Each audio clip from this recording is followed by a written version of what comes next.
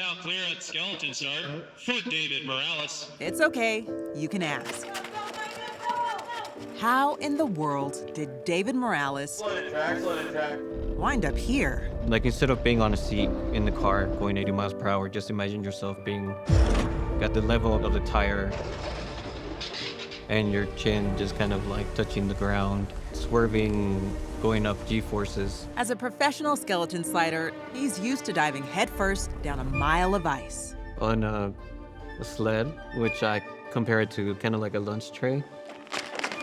That tray goes so fast, it hits curves at nearly 93 miles per hour.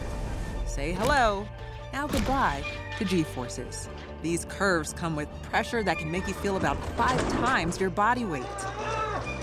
I guess the first goal is not to die. I'm Liz Adiola, and this is Utah, the place where skeleton sliding was reintegrated into the Olympic program after it was gone for more than 50 years. We'll take you on a ride down the track from the vantage point of athletes who conquer the threat of death at every turn. But the sport isn't called skeleton sliding because of the danger. It's believed to have come from the sled's bony, stripped-down appearance that looks like, well, a skeleton. Today's athletes use a skeleton sled like this one right here. It's 80 pounds, but there's so much more to learn about the delicate balance of physics and faith that athletes like Deyvid use to conquer their fears while only wearing an aerodynamic suit and a helmet for protection. We'd like to give a special thanks to our sponsors.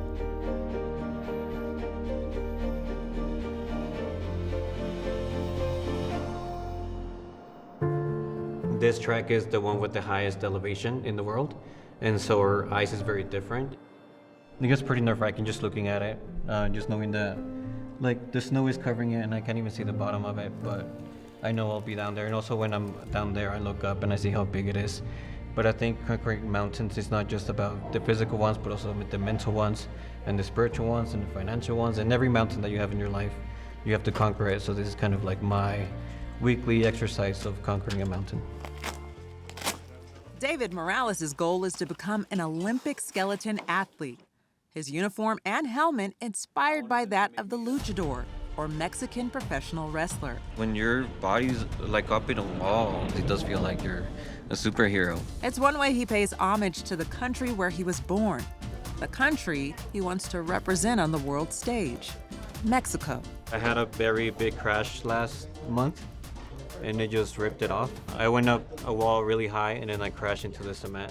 This is his backup suit, and his sled is one that isn't really formatted for his body. The sled, it was about $6,000, but if you want a sled that's made for you, which you should, it's about like $10,000, $12,000. It takes a lot to have your dreams become a reality.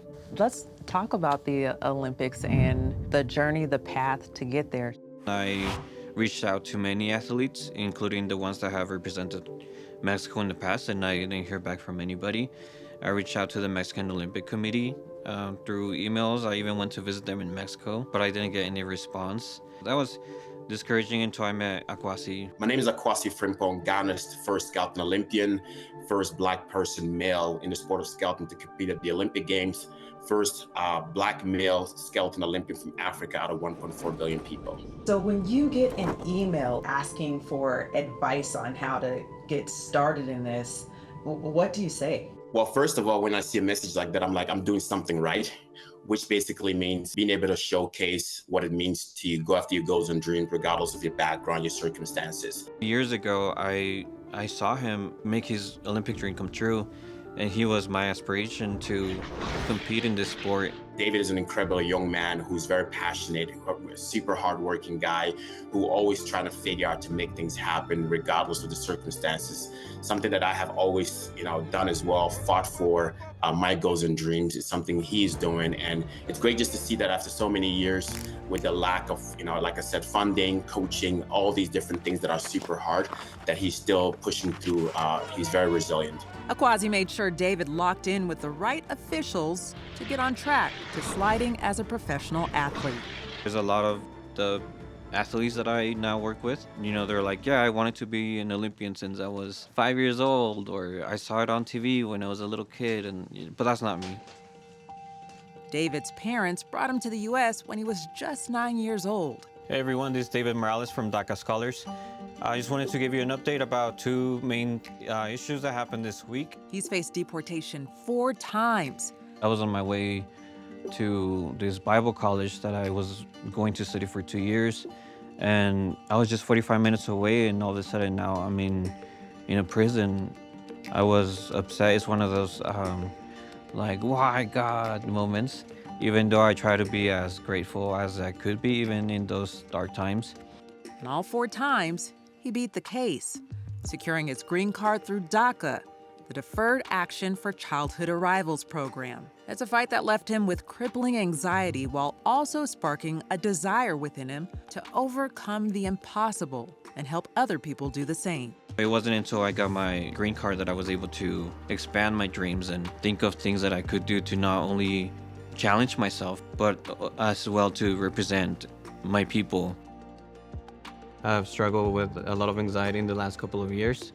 I think going through my legal battles with deportation in the past couple of years also, the current situation with immigration trying to deny, even though I'm a green card holder now, there's still, a possibility that me or my family could face deportation. And we don't have these tracks in Mexico. This is the only place that I could come train, and this is my home. I don't want to be away from this track. Also, the financial part of the sport.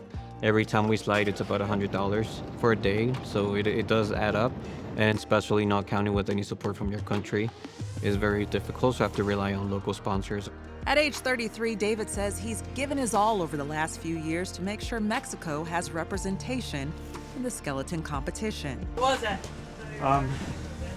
Not that good. That's okay. Yeah.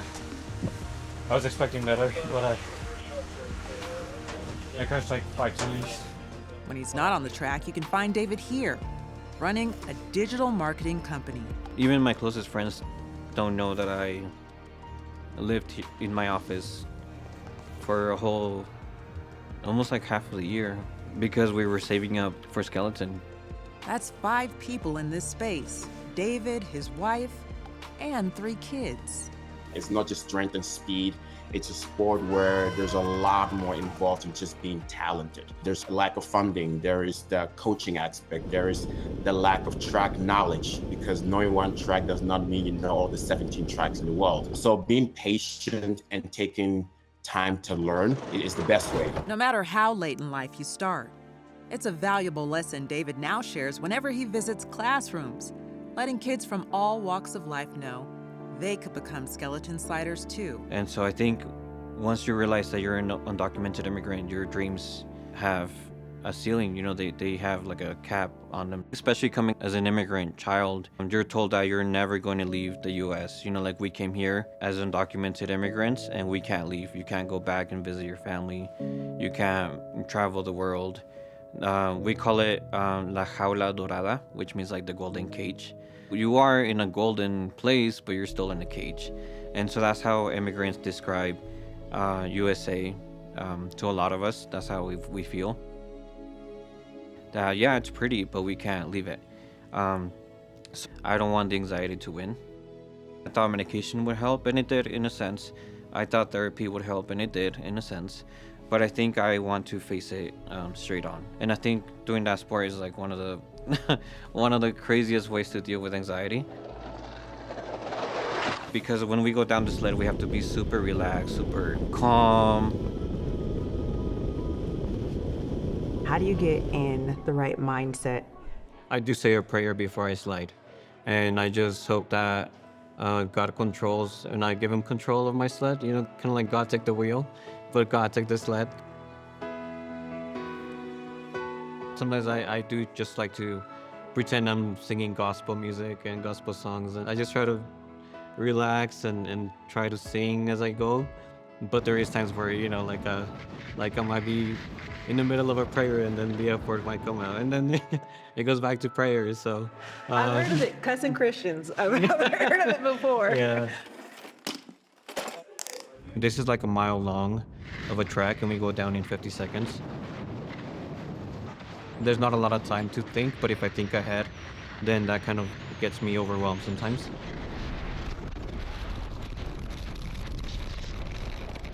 I'm trying not to panic, but there was a big hit that hit my head, kind of, and that kind of like just threw me off. But he got back up and tried again. And that's why they give us 2, right? Yeah. That's why they give us 2. There's a lot of times where it seems like almost impossible to complete this dream. It is pretty nerve-wracking. It is pretty exciting. I love it, but it's like a love-hate relationship. When you dream and your dream is almost impossible, and it's not really, like, it is up to you, but you also have to rely on something bigger than yourself because the dream is bigger than yourself. I think that's what puts me in a better, closer relationship with God, is always doing things that are impossible and knowing that without him I can't do it. I think just being able to make it to the team and be considered a professional athlete is something that I never thought I would do.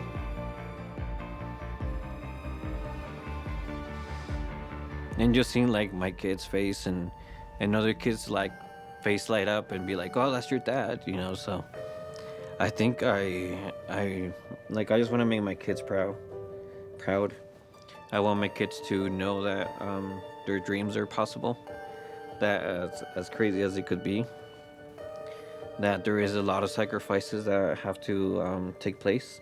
But I really do want to show my kids that you can have crazy dreams and they can come true. We wish Deyvid all the best on his journey. And speaking of journeys, we are working on so many new stories for This Is Utah, and we want you to be one of the first to check them out. Be sure to hit subscribe and that notification bell so you never miss out on one of our adventures.